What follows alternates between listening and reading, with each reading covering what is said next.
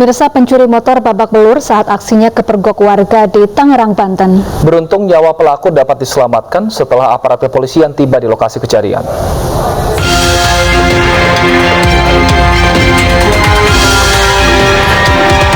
Beginilah video rekaman CCTV aksi pencurian sepeda motor milik salah seorang karyawan toko di Ciledug, Kota Tangerang. Pelaku yang berjumlah 2 orang berboncengan dengan sepeda motor berhenti di lokasi kejadian dan mengincar target sasaran. Terlihat dalam pantauan CCTV, satu pelaku turun mendekati motor korban, sedangkan pelaku lain duduk di atas motor sambil mengawasi warga sekitar. Aksi pelaku dipergoki warga saat hendak membawa kabur motor curian lantaran alarm motor berbunyi. Pelaku kabur lari kocar-kacir dan nyaris tertabrak mobil yang melintas di jalan lokasi kejadian. Warga yang emosi langsung menghujani bogem mentah pelaku. Beruntung, nyawa pelaku dapat diselamatkan setelah aparat kepolisian Polsek Ciledug tiba di lokasi kejadian. Sama teman kan, tiba-tiba ada teriak sono, teriaknya kayak tolong. Sang kita orang gila gitu ya kan, saya agak tahu itu, saya langsung nengok, kok maling motor katanya, saya berhenti sini, saya tendang langsung jatuh dianya. Itu pas ditendang langsung rame atau gimana bang jadi? Masih 4 orang. Pelaku yang tertangkap warga langsung dibawa ke Mapolsek Ciledug untuk pemeriksaan lebih lanjut. Sedangkan satu pelaku berhasil kabur dan masih dalam pengejaran petugas kepolisian. Dari Tangerang, Sukron Ainus melaporkan. Pemirsa, Polres Tasikmalaya, Jawa Barat hingga saat ini masih mendalami kasus perundungan yang diduga mengakibatkan seorang anak SD mengalami depresi hingga meninggal dunia. Satreskrim Polres Tasikmalaya sudah menerima laporan dari KPAID Kabupaten Tasikmalaya. Terkait kasus dugaan perundungan ini, kepolisian masih terus melakukan penanganan bekerja sama dengan P2TP2A KPAID Kabupaten Tasikmalaya untuk mencari kebenaran atas kasus ini. Sementara untuk penyampaian kelanjutan kasus akan disampaikan melalui Polda Jawa Barat.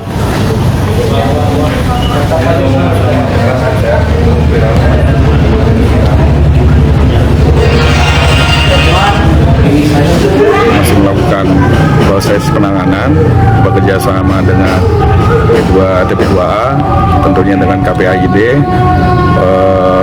Dalam penanganannya masih berjalan, dan untuk terkait masalah penanganan penyampaian penanganan.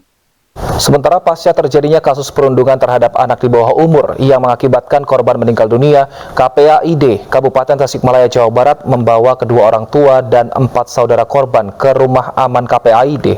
Sementara Gubernur Jawa Barat, Ridwan Kamil, meminta kepolisian untuk menghukum para pelaku sesuai hukum yang berlaku meski para pelaku masih di bawah umur.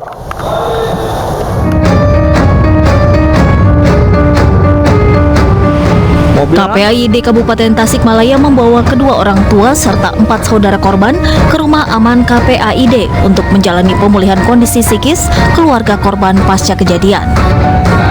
Terlebih, kondisi rumah keluarga korban yang hanya terbuat dari bilik bambu dengan ukuran 4x4 meter ini sangat memprihatinkan. Atas kasus ini, pihak KPAID akan terus mendampingi keluarga korban hingga proses hukum kasus selesai. Kami melihat bahwa dari hasil dialog kami dengan keluarga korban ini perlu didampingi, karena memang suasana masih berduka, kemudian tentu dari pemberitaan yang saya pikir ini juga begitu gencar, tentu berdampak pada kondisi psikis untuk kedua orang tua korban, sehingga perlu kami dampingi, dan hari ini keluarga korban bersama dengan kami di rumah aman KPAID Kabupaten Tasikmalaya. Kasus dugaan perundungan yang dialami korban ini kini sudah dilaporkan dan ditangani oleh Satreskrim Polres Tasikmalaya. Sementara pasca viralnya kasus dugaan perundungan tersebut, Gubernur Jawa Barat Ridwan Kamil meminta kepolisian tetap menghukum para pelaku sesuai hukum yang berlaku meski para pelaku masih di bawah umur. Selain itu, pemerintah Provinsi Jawa Barat sudah berkoordinasi dengan KPAI untuk mendapatkan arahan dan solusi bagi kasus ini. dan tetap harus ada sanksi konsekuensi kepada yang melakukan walaupun masih di bawah umur, tentu dengan asas-asas kepatutan kemanusiaan, tapi tetap harus ada pelajaran bagi mereka yang melakukan. Sudah melakukan respon-respon, pendampingan, dan juga arah solusi dari hal yang sudah kita alami. Kasus dugaan perundungan ini terjadi pada minggu lalu. Seorang bocah meninggal dunia akibat diduga dirundung oleh teman sebayanya untuk menyetubuhi seekor kucing. Usai kejadian, korban pun menderita sakit, diduga mengalami depresi hingga membuat korban meninggal dunia. Tim Liputan iNews melaporkan. Seorang anak di bawah umur di Bekasi, Jawa Barat ditemukan warga dalam kondisi kaki terikat rantai dan meminta makan. Diduga anak itu kabur dari rumahnya setelah mendapat perlakuan kasar dari orang tuanya. Itu kakinya kenapa dirantai itu? Kenapa dirantai itu? Media sosial dihebohkan dengan kasus penelantaran anak di Jati Kramat, Bekasi, Jawa Barat. Dari rekaman video amatir, seorang anak laki-laki di bawah umur ditemukan dalam kondisi kaki terikat rantai. Korban bahkan meminta makanan kepada warga yang menemukannya. Korban diduga kelaparan hingga melarikan diri. LVAI fokus kepentingan anak dan kepastian hukum kepada kedua orang tua korban. Ini fokus kepada kepentingan terbaik anak. Jadi jikalau orang tua melakukan pelanggaran, melakukan kekerasan terhadap anak, jelas undang-undang menyatakan bahwa dia harus dihukum. Kita masih dalami. Kalau secara fisik yang bersangkutan agak kurang gizi nih, ya, karena makannya lahap sekali. Tadi udah makan dengan saya bersama KPAD, dengan dinas sosial, dengan kita Polres. Langkah kedua yang kami lakukan hasil koordinasi dengan LPAI dan KPAD serta dinas sosial, kita akan rujuk, ya, berdasarkan dari dokter kita ada, ini Pak Dokter, dari dokter kita Polres juga ada, akan kita rujuk ke rumah sakit untuk dilakukan perawatan kesehatannya terlebih dahulu. Polisi sudah mendampingi korban pasca kejadian. Selain mendapat perhatian khusus, korban yang juga mengalami gangguan mental kini dibawa ke rumah sakit guna mendapatkan perawatan. Dari Bekasi, Jawa Barat, Rahmat Hidayat, iNews melaporkan. Ya, untuk informasi selengkapnya sudah bergabung bersama kami Kasat Reskrim Polres Metro Bekasi, Kompol Ivan Aditira. Selamat sore, Pak Ivan. Selamat sore, Mbak. Ya, Pak Ivan, bagaimana perkembangan pemeriksaan orang tua yang diduga menganiaya dan mengikat anaknya dengan rantai ini, Pak? Baik, terima kasih. Dapat kami jelaskan, sampai saat ini kami telah memeriksa 7 orang saksi dan masih sembari berjalan kami memeriksa ahli, dalam artian dokter yang memeriksa R di rumah sakit saat ini. Kita lakukan pemeriksaan berita acara terkait perkembangan kesehatan dari R. Kemudian setelah itu kami sudah menerima hasil visum dari RSUD terkait observasi badan bagian luar dari R. Nanti setelah itu baru akan kami analisa dan simpulkan melalui mekanisme gelar perkara. Baik, apakah sudah ditemukan pelanggaran pidana, Pak, dalam kasus ini?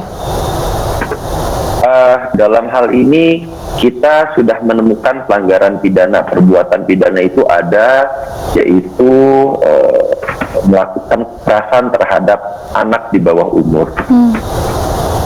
Ya, apa motif kedua orang tua korban menganiaya dan mengikat anaknya? Baik, menurut keterangan orang tua korban yang saat ini masih sebagai saksi di pemeriksaan kami, mereka melakukan hal tersebut dengan alasan bahwa anaknya mempunyai kebutuhan khusus.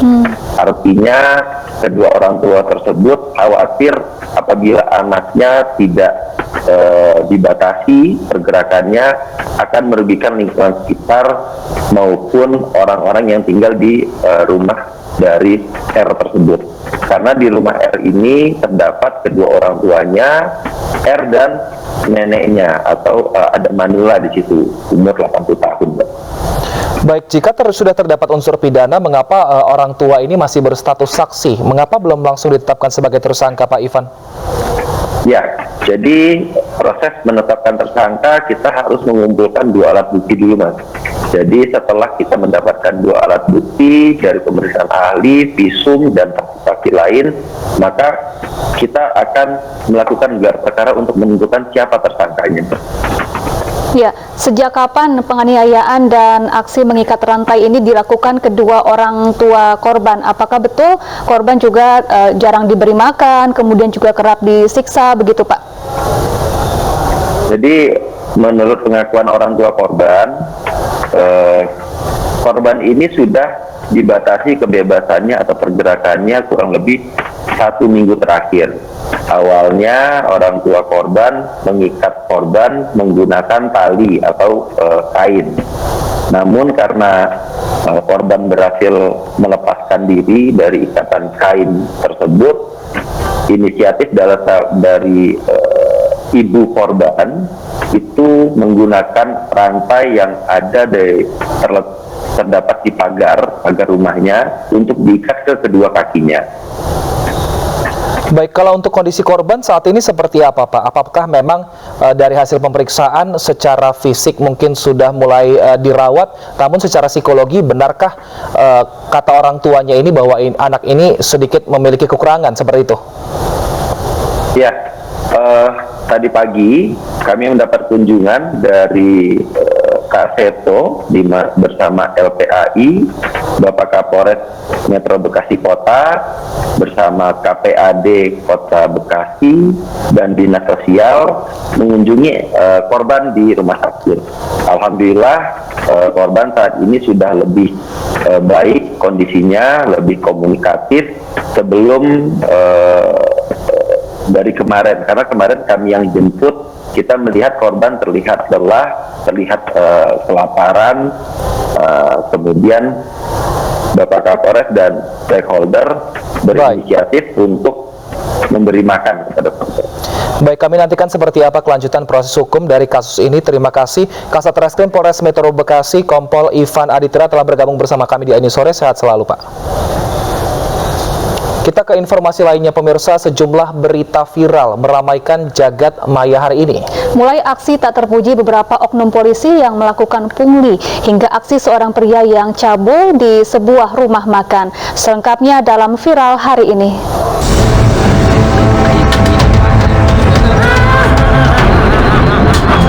Aksi tak terpuji sejumlah oknum polisi ini viral di media sosial. Mereka melakukan pungutan liar terhadap sejumlah kendaraan pengangkut barang saat akan melintasi pintu tol. Tak hanya satu oknum, praktik pungli ini dilakukan secara bersama-sama oleh sejumlah oknum polisi. Dalam unggahan akun Instagram terang_media, lokasi pungli ini disebutkan di pintu tol Semanggi.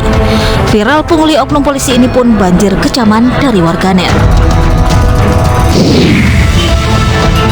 Apa jadinya bila sebagian ruas jalan dikuasai pedagang? Hal ini diunggah akun Instagram Makassar_info di kawasan Jalan AP Petarani, Makassar. Di sini sebagian ruas jalan dikuasai pedagang buah yang menjajakan jualan mereka. Aksi pedagang ini tak pelak mengganggu pengguna jalan dan sempat mengakibatkan lalu lintas tersendat. Ironisnya tak ada tindakan dari aparat keamanan untuk menertibkan para pedagang ini. Waspadalah saat berkendara agar kejadian viral ini tak menimpa Anda. Dalam unggahan akun Andreli_48, pengemudi pickup ini tengah mengisi bahan bakar minyak di sebuah SPBU.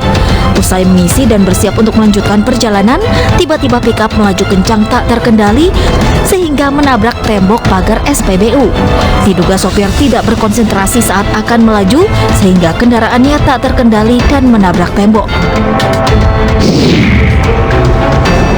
Pria ini kedapatan tengah berbuat cabul di sebuah rumah makan. Namun si pria cabul ini langsung kena batunya saat seorang perempuan menendangnya. Tak hanya sekali, perempuan yang geram dengan aksi cabul pria ini beberapa kali menendang pelaku dan mengusirnya keluar dari tempat makan. Kejadian ini pun viral di media sosial dan menuai respon netizen. Sebagian memuji aksi berani perempuan dan tak sedikit yang mengecam pelaku tindakan cabul. Fenomena gumpalan busa menyerupai awan terjadi di Kampar, Riau dan viral di media sosial. Namun, ini bukan awan yang jatuh dari langit, melainkan busa yang berbentuk dari bekas limbah pabrik sawit yang terdapat di sekitar lokasi. Video viral fenomena awan ini pun panen komentar warganet.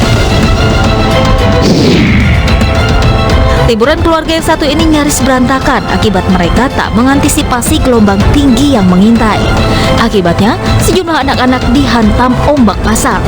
Orang tua pun panik, berusaha menyelamatkan buah hati mereka agar tak terseret ombak tinggi ke tengah laut. Kejadian yang viral ini pun menuai respon dari netizen. Umumnya, warganet menyayangkan orang tua yang dianggap kurang waspada menjaga anak mereka saat bermain di pantai. Benarkah Ganjar Pranowo dilarang keluar kota oleh PDIP agar mencegah pencitraan pribadi? Kita akan membahasnya usai jeda pemirsa. Tetap bersama kami di iNews Sore.